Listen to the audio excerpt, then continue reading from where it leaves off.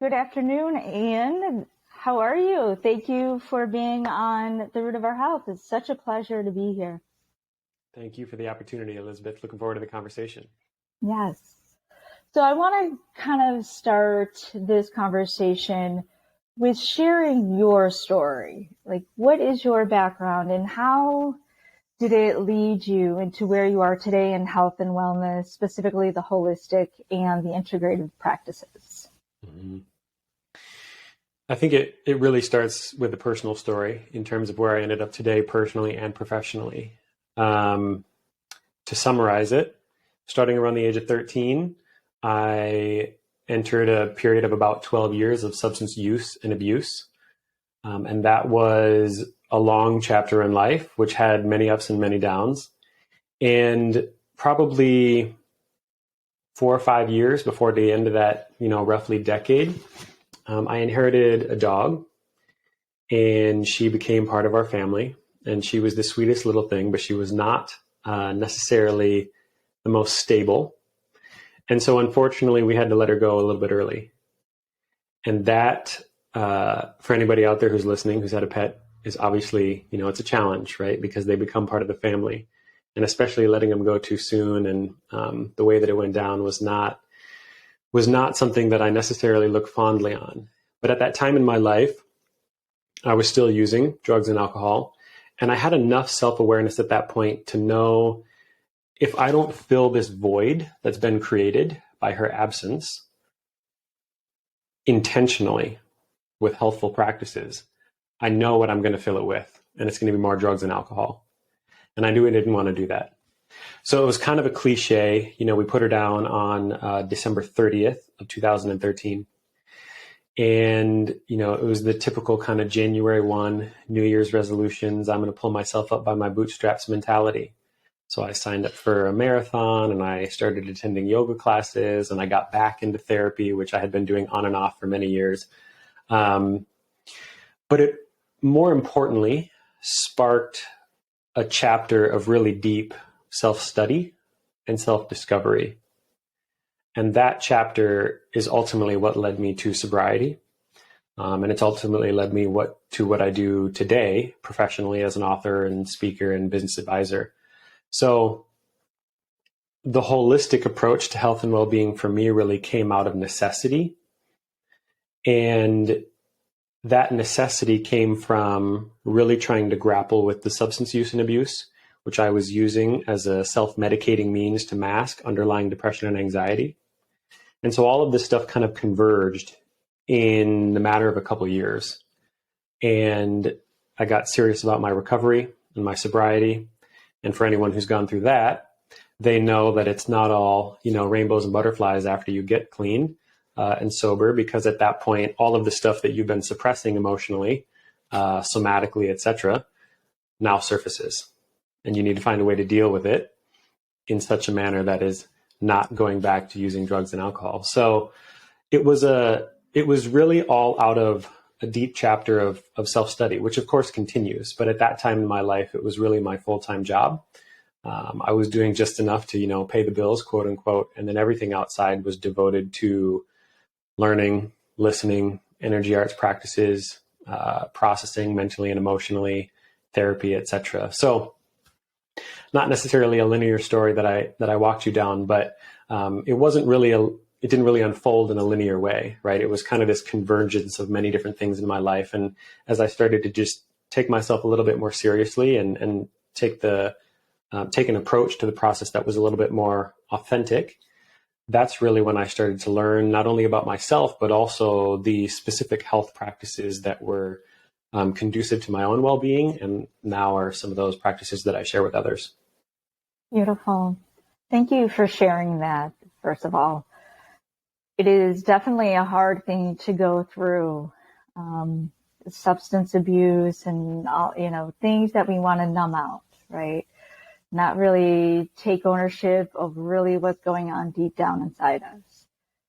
And it could spiralize either one way or the other.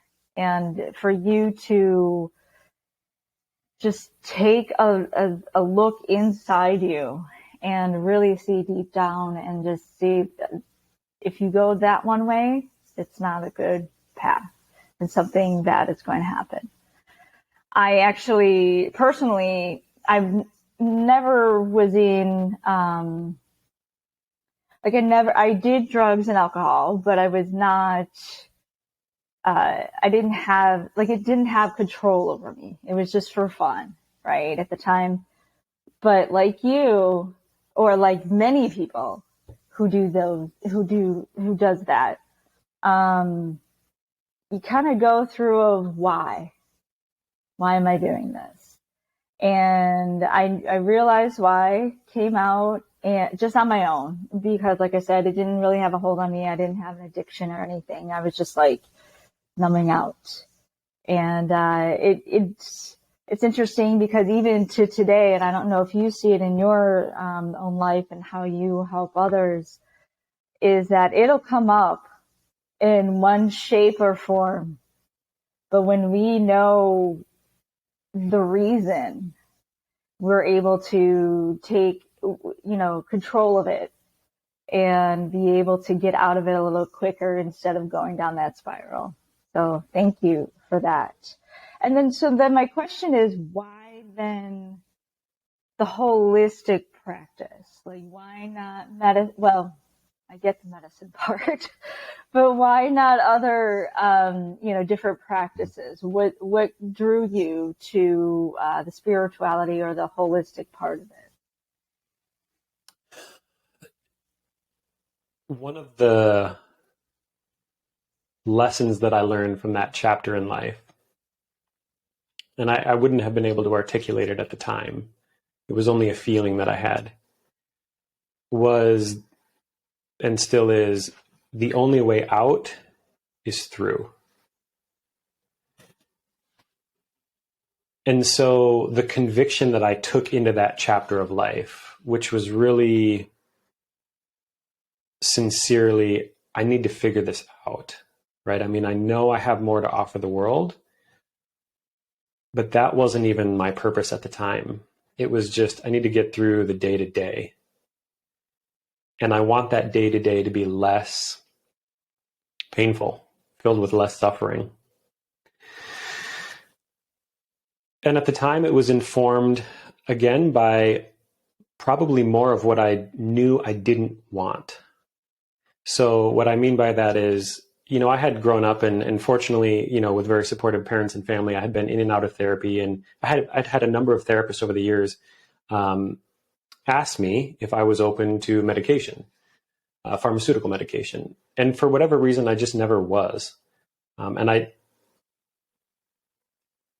not exactly sure why that was the case. Maybe it was just kind of a, instinctual thing, but I was never interested in doing it.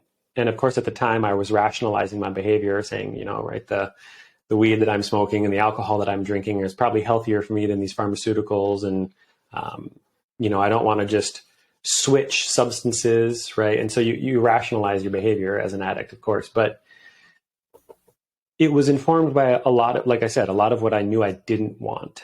And so I didn't end up going to AA or NA. I tried once or twice and learned very quickly, like, this is not a space that feels conducive to healing for me. I knew I didn't want to try pharmaceuticals. I knew that a lot of the conventional, I don't want to call them Western practices because I feel like that probably paints with too broad of a brushstroke, but I just knew I wanted to stay away from certain things and I wanted to, pave a different path or find a different way through it. And that was probably balanced by a little bit of a draw towards more holistic practices, right? Often Eastern energy arts practices. Mm-hmm. And it was a time in life where I was still very much learning to understand and receive the signs and signals from the body. But I was recognizing I'd always kind of seen myself as a sober person doing yoga and meditation and, in some of these practices. And so I thought, well, it can't hurt, right? It can't get any worse. So let's just try this. And again, that was kind of a bang, bang. And so we let go of Trina, my pet, And the next week I attended my first yoga class, and I was in a place where I was just really raw and vulnerable and wide open. And that allowed me to have some fairly mystical experiences, profound experiences, not just in yoga class, but also outside, as I did take my practice off the mat, that really opened my eyes to a different way to move through the world, and certainly a different perception of reality, or what I thought reality was. And as soon as I had that realization, it was almost like my addiction switched, right? And now I was addicted to these energy arts practices, and I was just going to go all in. And I was probably pretty aware of that at the time. Again, in that moment, in those first couple months, I probably wouldn't have been able to articulate it that way. But after a year, I knew. It's like, okay, well, I've just switched my addiction. Am I okay with that? Yeah, I'm okay with that, because this is certainly better than where I was, right? And so we're just going to continue to see this process through. But to answer your question more directly, I think it was really that was the place in my life where I was experiencing results, healing results. I would spend hours and hours and hours at my desk alone with a pen and a pad in hand, just journaling, because it was one of the few ways that I could slow my thoughts and emotions down enough and turn them into something tangible to really reflect or think critically about it, right? And going to a yoga class, or doing a 30 to 60 minute qigong set, or having a really good meditation, good, not that there's such thing as bad meditation, but having a meditation where you come out and you can really kind of feel the relaxation response in the body. I was just attracted to that. And I truly needed more of that in my life at that time from a healing perspective. And so I was just doing it all the time. I was not only going to classes, but again, I was taking my practice off the mat. I've always had that mentality of, I don't want to need the class in order to hold me accountable to my practice. And so I was very diligent from day one in terms of trying to fill my time and do my practice at home and make it part of my daily routine. Of course, we ebb and we flow with these practices, right? Our relationship to them shifts over time, but I think it was largely that. I mean, I was drawn to these practices and this kind of holistic approach because it's where I was getting results. And at that point in my life, I knew I needed that. And I'm also, and kind of have always been, a minimalist in the sense of, I don't need to learn 100 different techniques. If I know a few and they're working, I'm just going to wash, rinse, repeat, right? So, and if anyone, again, who's listening has really gone deep down that energy arts path, that even if you're doing the same qigong set, or you're sitting for the same amount of time, or you're even doing the same yoga sequence, your experience of the practice is different. The way you feel afterwards is different. The realizations you have in the moment, or the way that your body is feeling that day in that particular pose, is different. And so you might be, quote unquote, doing the same thing, but of course, with open eyes and an open heart, you're moving into those practices knowing that it's going to be a new experience today.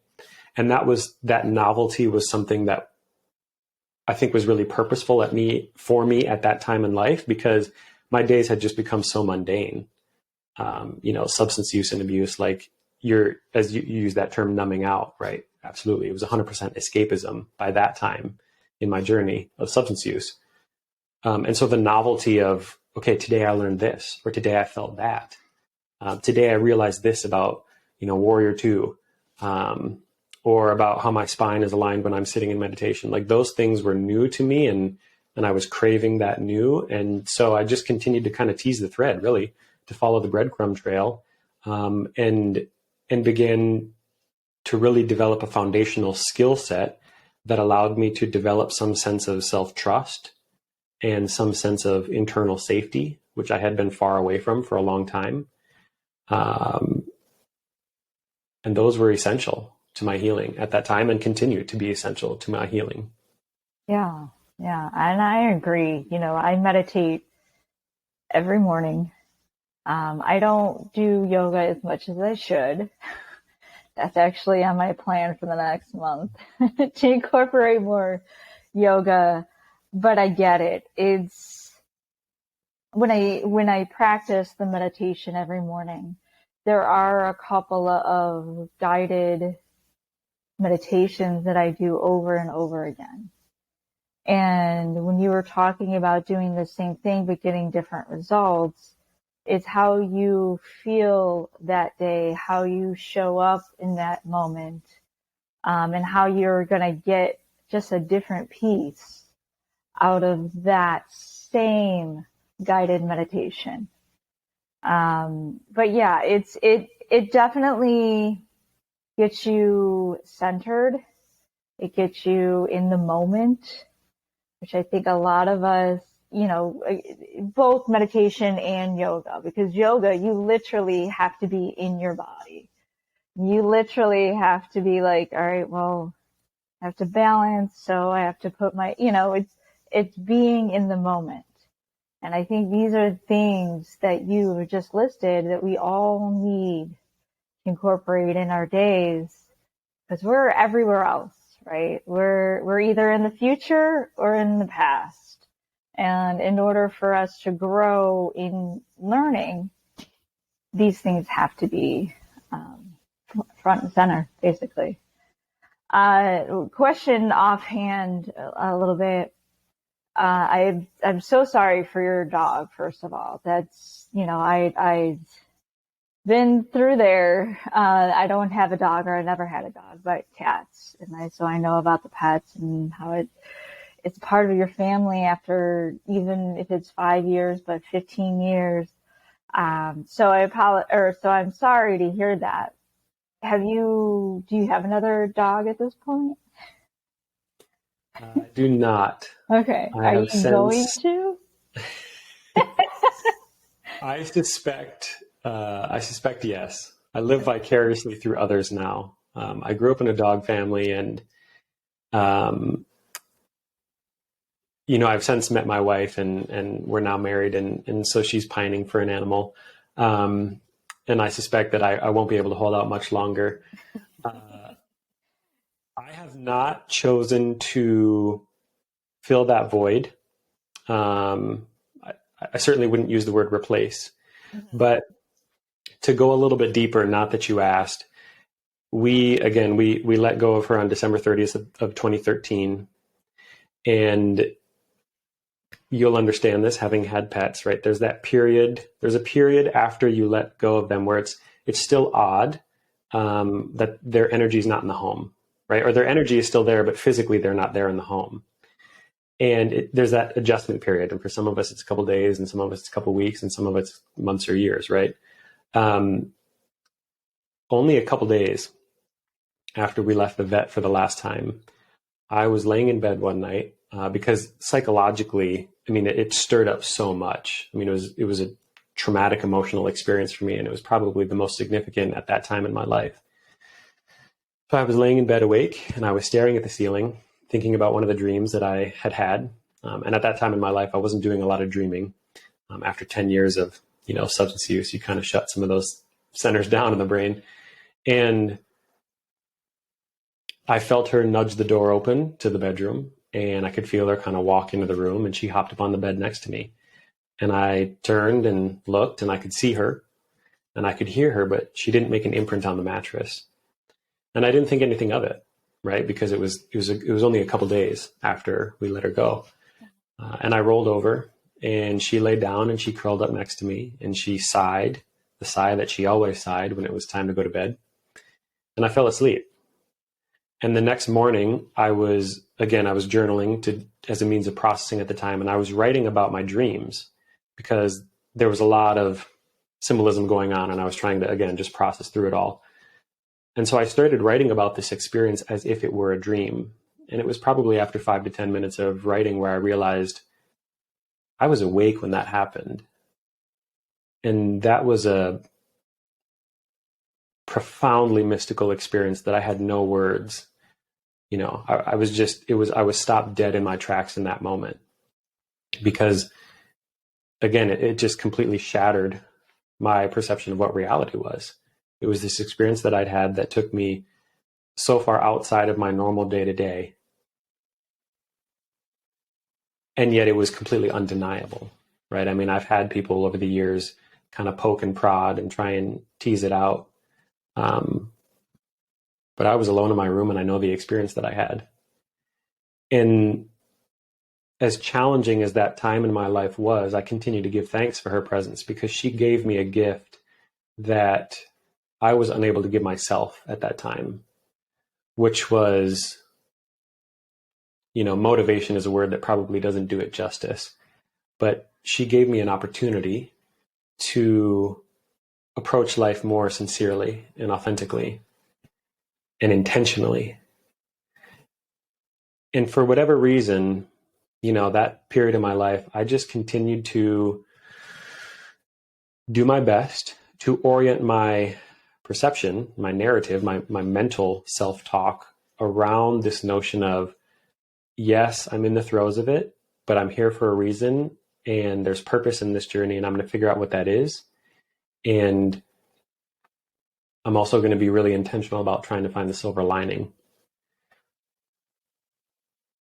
She was a catalyst that sent me on a different trajectory. She absolutely changed the course of my life with that experience that night. And to circle back to your question, have I gotten another dog since?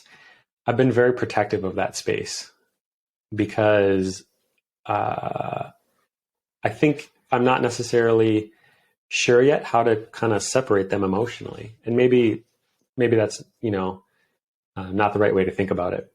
But that space is so sacred. And the idea of just getting a dog, because impulsively I'd like to, or because it just is not, it's never sat well. So I have not, but I grew up in a dog family, and I'm very close to my parents. Fortunately, they've been very patient with me over the years. And so, again, like I said, I live vicariously through them.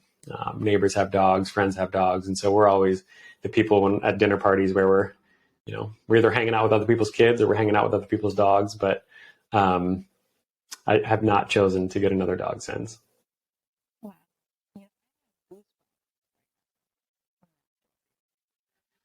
And you said, no, I didn't ask, but I'm so glad that you shared that. And that is, again, in your words, profound. I thank you for sharing that. And that's going to be a difficult decision to get another one because of that. So I wish you luck. I appreciate it. It's led to many dead-end conversations. For very good reason, right? I mean, yeah. Yeah, there's an emotional threshold, and my wife is extremely, obviously she knows the story, and she's very supportive. But this is the nature of emotion, right? Is that oftentimes logic and emotion do not match up. It's not a one-to-one correlation. And so it's a dynamic that has played out in our relationship, and also, my internal landscape, metaphorically speaking, of how do you, I'm hesitant to use the word balance, right? I think it's a word that I think's tossed around a little bit too carelessly these days, but to kind of rectify those things, right, within myself, which is the logic of knowing the joy, right, that the animal brings, knowing the responsibility that they bring, etc., and then the emotional state of, am I ready for that, and not having a good answer, and not that I don't necessarily want to suggest that I live my life so calculated. I'm a deeply introverted person, and there's a lot of risk in vulnerability, emotional vulnerability specifically, and I've learned to really enjoy it and embrace it. But that just feels like a space that haven't been ready to touch yet. Of course. Of course. Well, I'm going to actually switch gears here. Let's go for it. And go from personal, what you're doing, in terms of holistic well-being, into regenerative agriculture. So why get in that space? I think in order to answer that question, I want to take a step back, provide a little context. Again, deeply introspective person, spend a lot of time in my head, successfully or unsuccessfully trying to work through existential crises. And one of those crises that I'm very passionate about, very concerned about, very dedicated to is climate change. Over the years, having done a lot of study and research, one of the things that I've learned, and this is, a central ethos of the book, which perhaps we'll get to later in the conversation, but is this notion that in order to address these grand challenges, right, in order to be doing what we need to do as a civilization, as a species, at the scale that we need to do it, on the timeline that we need to do it, there's a ton of factors.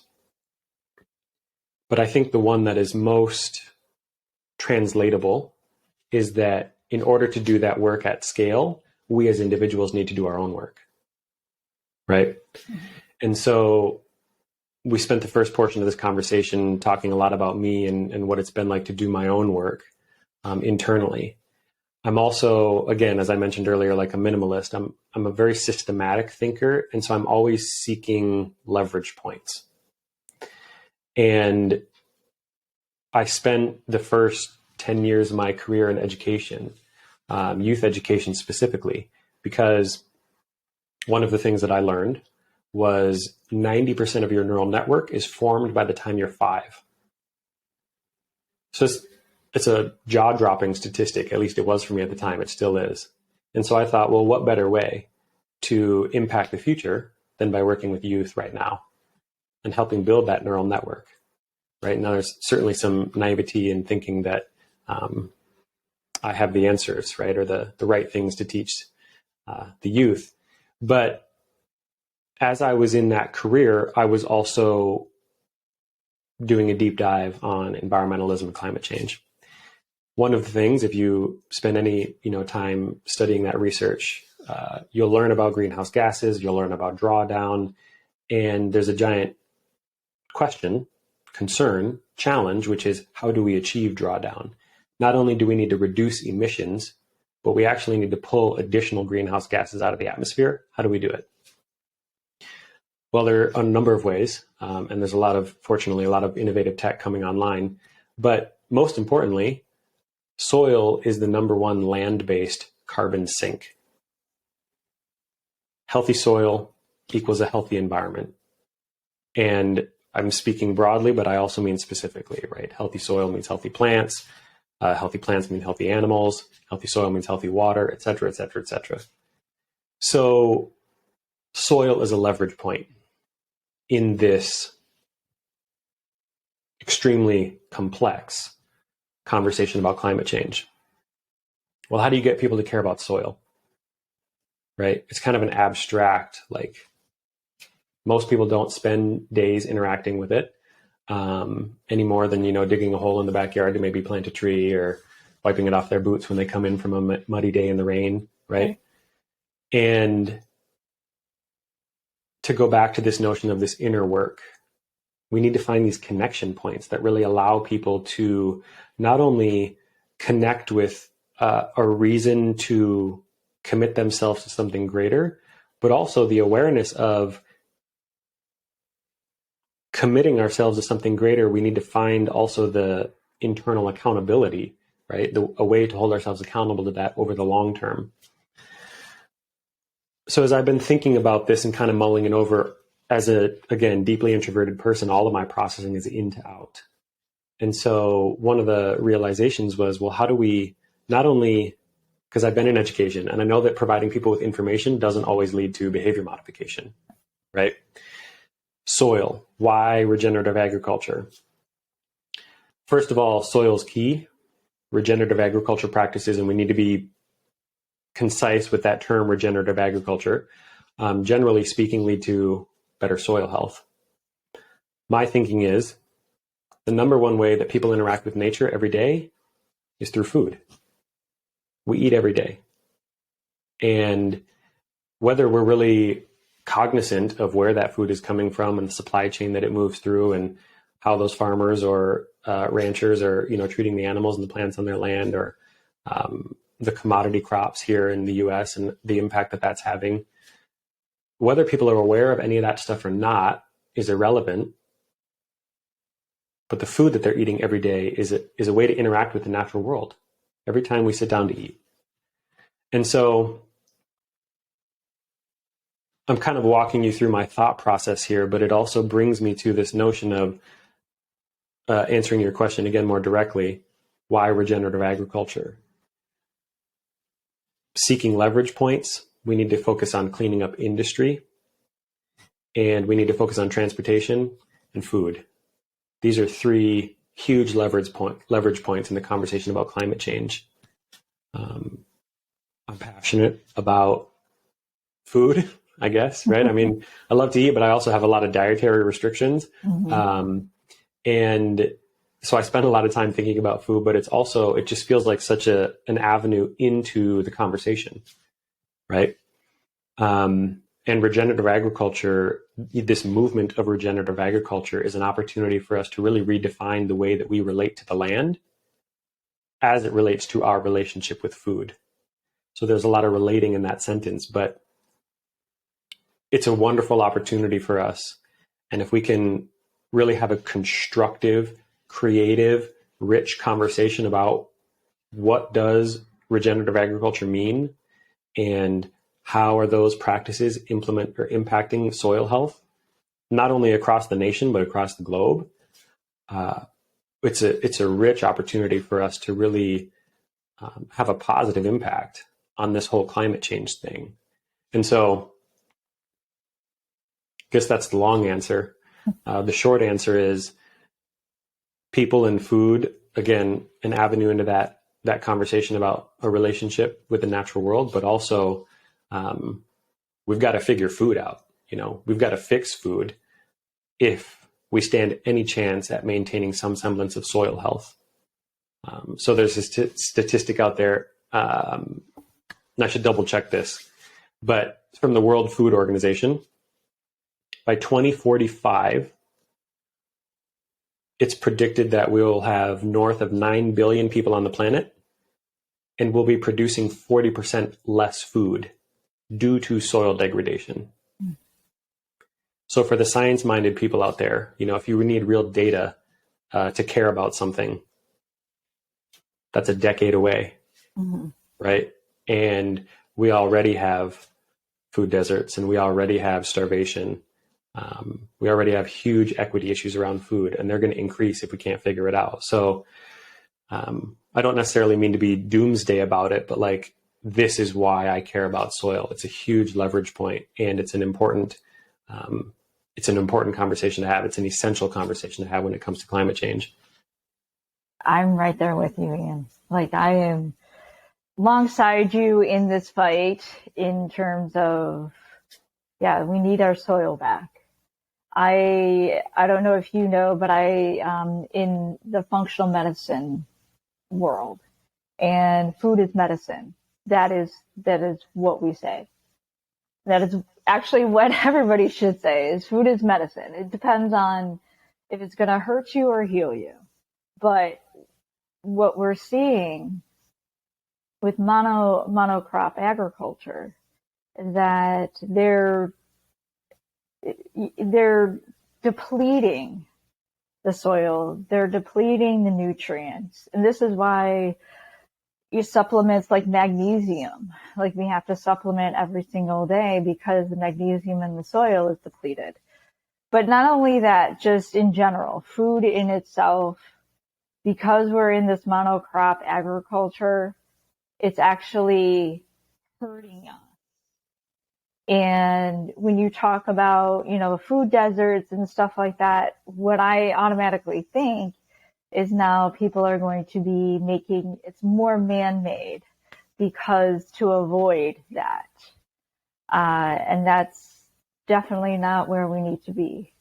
I was just actually at a farmer's market this morning, And I got all the cards from the farmers, and I asked them, do you spray do you spray chemicals? What do you do with, your chickens and, just your crops? And I got all of that history. And what I usually do is then I tell other people, go to this place because X, Y, and Z. Because we need more people for these farmers who the monocrop agriculture, the big food companies are taking over. And that's where the soil is being depleted. That's where, like you say, the environment is being depleted, is going down. And like you, I'm usually an optimistic person. But when you see things, going downhill year after year, we got to do something. So I'm right next to you in this fight, like I said. So. Yeah, I think it's important. I mean, if we could pause here to have a little bit of a deeper dive about equity.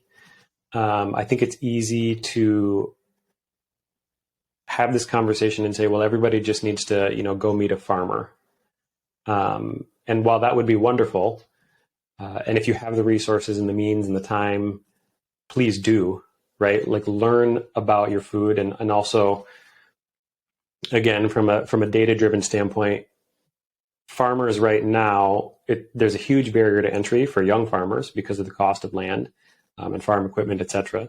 But also, it's one profession right now that has some of the highest suicide rates. And we're here, again, at a pivotal time. So talking with farmers, having those conversations, going to farmers markets, or, if you can, take the trip out to just say, what are you doing? I want to learn more. I support you. I appreciate you for the work that you do. You help feed my family. If you have the resources, please do. It's one of the most impactful conversations you can have about your health. That being said, we also need to have a conversation around the amount of people who have the resources to do that, or the amount of people who have access to do that. And for those of us that do have access and do have resources, it's therefore more incumbent upon us to go the extra mile, so to speak, because there are absolutely communities out there that not only are they in food deserts, but it's really hard to talk to someone about, hey, you should be eating, organic, or you should be eating X, or you should be doing Y, when they're literally just trying to feed themselves and their family and keep the lights on. And that's due to a whole conversation around systemic oppression, which you can't have the conversation about climate change without also having the conversation about social justice. They're two wings of the same bird. And so, again, I think it's not enough to just say, well, we should X, Y, Z. And again, to go back to the data-driven standpoint, right? Just having the information doesn't necessarily lead to the behavior modification. There's a reason that we have moved in this direction from an industry standpoint, right, to big ag, as they say. It's cost effective. And the reason that we did that is because population was increasing, right? And also we live in an economy we live in here in the US, where we live in a capitalist economy. And so certain behaviors are incentivized based off of those values. But one of the things that's just glaringly, once it hit me, it was so glaringly obvious, but I'd never thought about it before, is this notion that Mother Nature doesn't create monocultures. If you go out into quote unquote nature or the wilderness, even if you go to your front lawn, if you have a lawn, or go to the front boulevard if you don't have a lawn, Mother Nature doesn't create monocultures. And so, dedicating vast swaths of land to grow a particular crop, you've now essentially moved outside the bounds of natural law. And again, it's not, I'm not blackballing any farmers for doing this, because they too exist within a system that, again, incentivizes certain behaviors.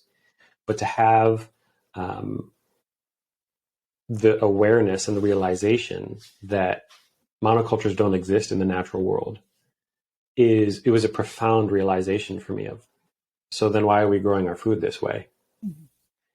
And my relationship has changed, of course, over the years, right? Because in young adulthood, it was just pointing the finger. Well, farmers should do X, Y, Z. Absolutely not that simple.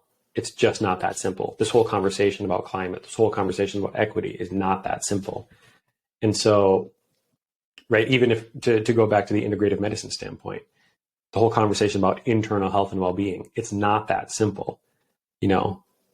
Supplementing magnesium might be important, but it's not going to be the end all be all, right? We need to take a more holistic approach, and we need to have a more holistic conversation about this. And so to be able to do that, I think, and to do it in a sophisticated way, requires awareness. And I don't just mean like intellectual awareness, but I also mean environmental awareness and awareness of self. Because the food that we're putting in our bodies is literally creating our physical self, right? Our body has this magical way of turning food into cells. And that is profound in and of itself, right? And so as I started to dive deep on my own health and well-being journey, and as the energy arts provided me with some semblance of self-awareness of how am I feeling in this moment? I remember a day coming home from class, and it was late, and I went straight from work to class, and I grabbed a slice of pizza and a salad. And I got home and I looked at the salad and I said, I know I should eat that first, but I'm going to have the slice of pizza. Mm-hmm. And it was like, I can only describe it like someone just took my volume knob and turned it from like 10 to 2. I could just feel my energy levels drop. And that was the first time in my life. Unfortunately, it was like in my mid-20s probably, where I realized, wow, food actually impacts the way that I feel. And I just had this experience in real time, right? To your comment earlier about like I had it in the moment. Yeah. So again, to go back to this kind of, to tie it back to the equity conversation, it's important for those of us who have the resources to do it, to not only educate ourselves, but to be involved, right? And food might not be your thing, right? But to me, I don't care what your thing is. Just be involved, get involved, because there are people in communities out there who quite literally don't have the resources to do it. And it's not that we need to, for those of us that do have the quote unquote resources or time or energy, need to push our values onto others. That's not what I'm trying to say, but rather we need to create a space for everybody to have a seat at the table so that everybody has a stake in caring and saying like, here's what I want to go in my body. Here's what I care about. Right. And I think a great way to do that is to, again, if you can, have a relationship with a farmer, because it gives you the opportunity to ask the questions like you did at the farmer's market. Tell me how you work with the land. Tell me how you treat your animals. Can I come visit your farm? I've never met a farmer who said, no, I don't want you to come to my farm. I don't want you to visit, right? I mean, whenever I spend time in this community, and fortunately, I do it as often as I can, they're the most gracious, welcoming, open people, right? They want people to come because they know that the service they're providing is important. And they also feel the disconnect between food and where it ends up, right? The consumer, right. Them doing their job and us doing our job as consumers. So it's a really important conversation to have. And again, it's very complex and interdimensional, but it's one of the most tangible in terms of, again, to go back to this notion of we eat every day. And that's an opportunity to not only interact with the natural world every day, but it's also an opportunity to think about the intentionality of our decision-making every day.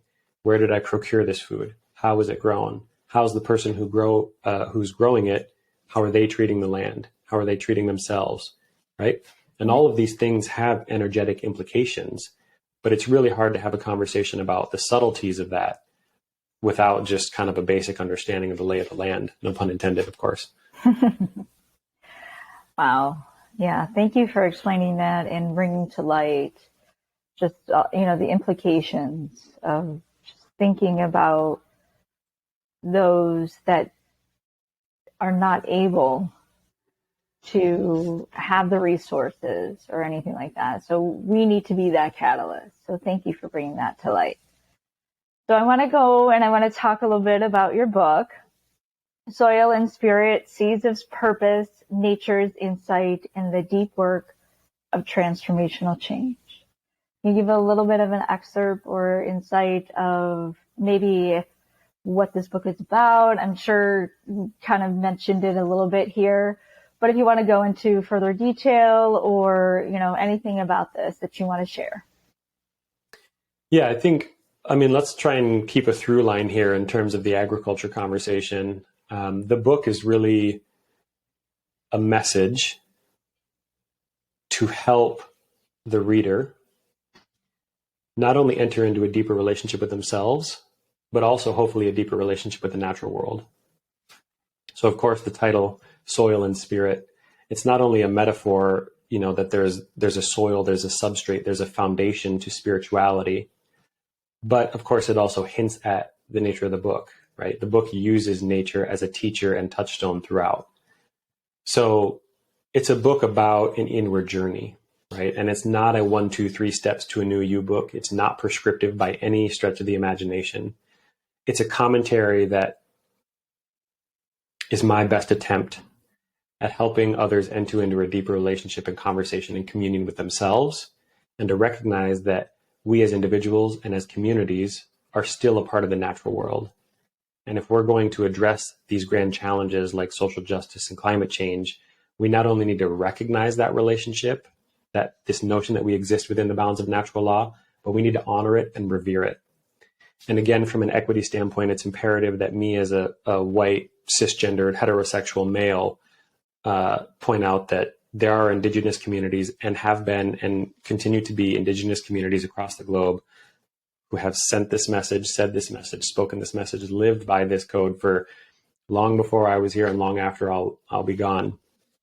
So I don't necessarily think it's saying anything profoundly new, but I think it is saying it in a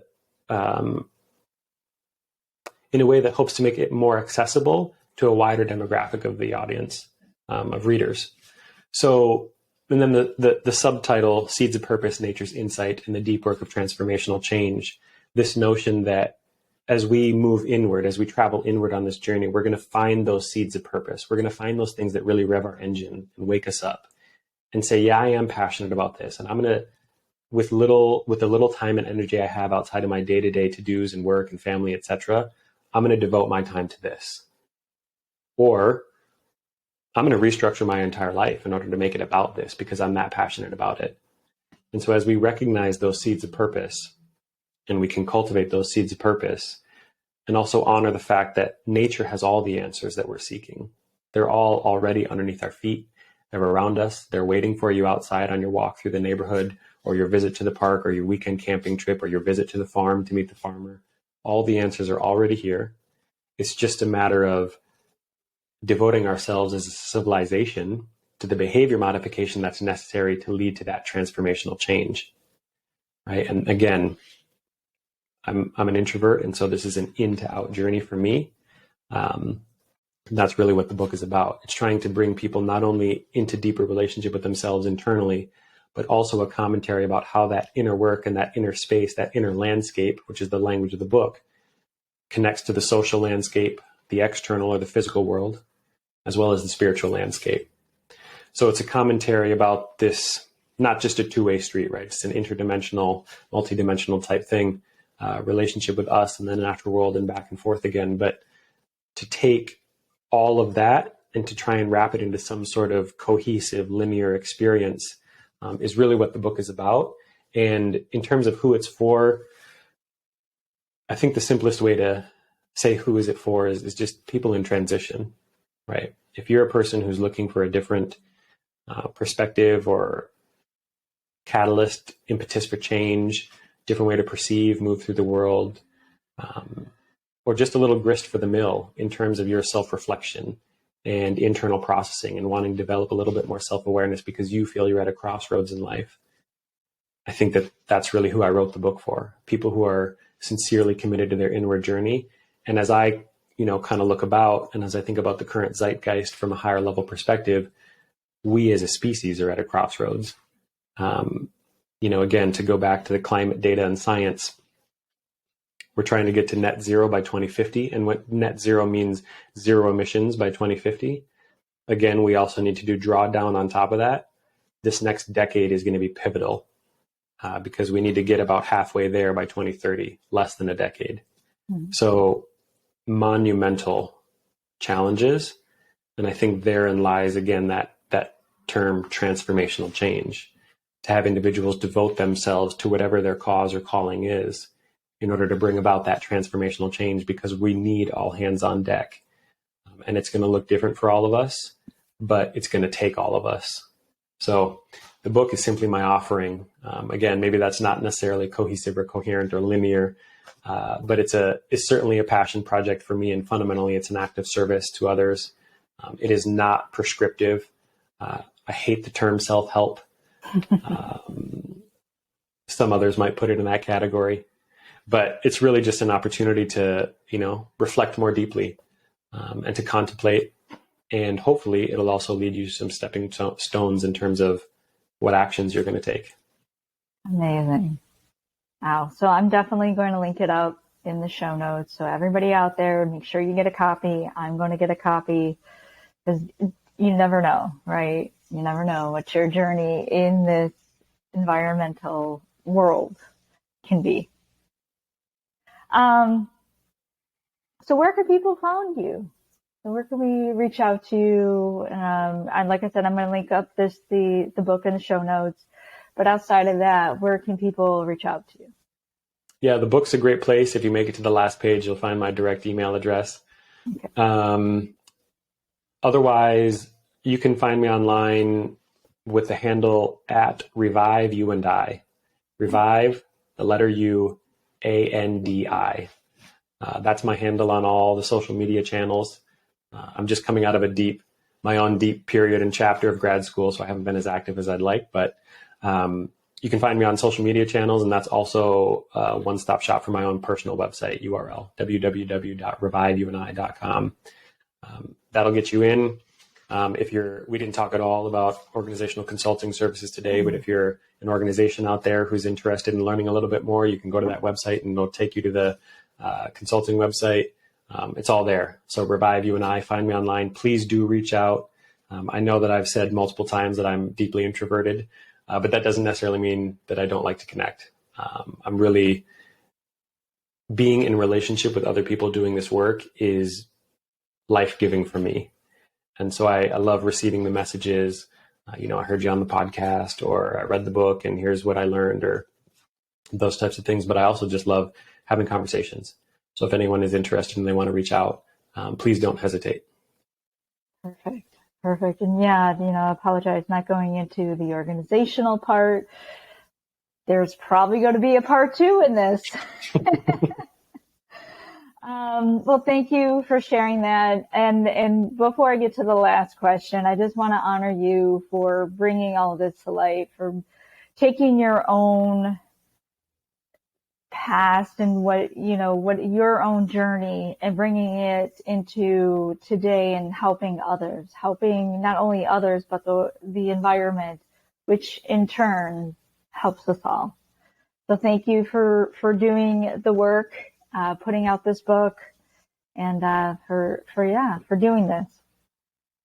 Last question that I have: what is your favorite quote or any words of inspiration that you could share with all of us? Favorite quote. Ooh.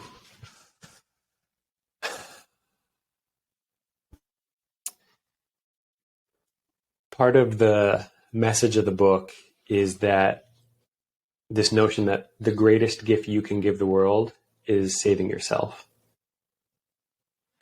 And so the book, being this kind of self-actualization message, is something that continues to get me out of bed every morning. And I think someone who perhaps said it better than I was an author named Howard Thurman. And he wrote, "Don't ask what the world needs. ask what makes you come alive, because what the world needs is people who have come alive. Beautiful. And that's the way to end the show. Thank you so much, Ian, for being on here.